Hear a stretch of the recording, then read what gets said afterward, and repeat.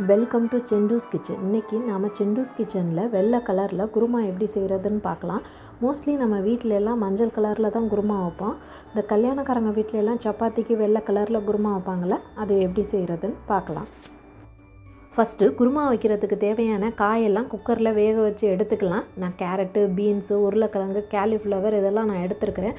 காயெல்லாம் உங்களோட சாய்ஸ் தான். காயெல்லாம் நல்லா சின்னதாக கட் பண்ணிவிட்டு தேவையான அளவு உப்பு சேர்த்து தண்ணி கொஞ்சமாக சேர்த்து குக்கரில் ஒரு 2 விசில் வர்ற வரைக்கும் வேக வச்சு எடுத்துக்கலாம். 2 விசில்லே நல்லா காயெல்லாம் வெந்துடும். நெக்ஸ்ட்டு வெள்ளை குருமா வைக்கிறதுக்கு தேவையான மசாலாவெல்லாம் அரைச்சி எடுத்துக்கலாம். பச்சை மிளகாய் 4, துருவின தேங்காய் ஒரு அரை மூடி போதும், நிறையா தேவையில்லை. பொட்டுக்கடலை 2 டீஸ்பூன், சோம்பு 1 டீஸ்பூன், கசகசா 1 டீஸ்பூன், ஏலக்காய் 2, பட்டை 1 துண்டு, கிராம்பு 2. இது கூட கொஞ்சமாக தண்ணி சேர்த்து நல்லா ஃபைன் பேஸ்ட்டாக அரைச்சி எடுத்துக்கிறணும். குருமா வைக்கிறதுக்கு தேவையான மசாலா ரெடி பண்ணியாச்சு. இனி நம்ம வெள்ளை குருமா எப்படி செய்கிறதுன்னு பார்க்கலாம். ஒரு பேனில் 2 டீஸ்பூன் எண்ணெய் சேர்த்து எண்ணெய் நல்லா காஞ்ச உடனே ஒரு பிரியாணி இலை, ஒரு ஏலக்காய், 1 டீஸ்பூன் சீரகம் சேர்த்து நல்லா ஃப்ரை பண்ணிக்கிறணும். சீரகம் எல்லாம் நல்லா பொரிஞ்ச உடனே ஒரு 2 பெரிய வெங்காயத்தை நல்லா பொடிசாக கட் பண்ணி இது கூட சேர்த்துக்கலாம். எனக்கு கொஞ்சம் காரம் அதிகம் தேவைங்கிறனால நான் மறுபடியும் ஒரு 3 க்ரீன் சில்லி சேர்த்துருக்கேன். காரத்துக்கேற்ப நீங்கள் சேர்த்துக்கோங்க.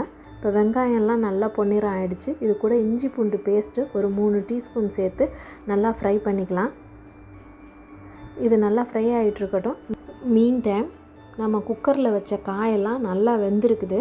இனி இந்த காயெல்லாம் எடுத்து வெங்காயத்தோடு சேர்த்து நல்லா மிக்ஸ் பண்ணி விட்டுக்கிறலாம். இந்த காயோட நம்ம அரைச்சி வச்சுருக்கிற மசாலாவையும் சேர்த்து நல்லா மிக்ஸ் பண்ணி விட்டு தேவையான அளவு உப்பு சேர்த்து ஒரு 5 நிமிஷம் நம்ம கொதிக்க விடலாம். ஏன்னா காயெல்லாம் ஆல்ரெடி வெந்துருச்சு, ரொம்ப நேரம் கொதிக்க வைக்கணுங்கிற அவசியம் இல்லை. ஏற்கனவே நம்ம காயோட உப்பு சேர்த்துருக்கிறதுனால பார்த்து இதில் உப்பு சேர்த்துக்கோங்க. இப்போ நல்லா கொதிச்சிருச்சு. ஃபைனலாக கொத்தமல்லி கொஞ்சம் தூவி நம்ம ஸ்டவ் ஆஃப் பண்ணிடலாம். அசல் கல்யாணக்காரங்க வீட்டில் வைக்கிற மாதிரியே வெள்ளை கலரில் குருமா ரெடி ஆகிடுச்சு. இந்த வெள்ளை குருமா இட்லி, தோசை, சப்பாத்தி எல்லாத்துக்குமே சூப்பராக இருக்கும். இந்த ரெசிபி உங்களுக்கு பிடிச்சிருந்ததுன்னா வீட்டில் ட்ரை பண்ணி பாருங்கள். மறக்காமல் செண்டூஸ் சேனலுக்கு சப்ஸ்கிரைப் பண்ணிவிடுங்க. தேங்க்யூ.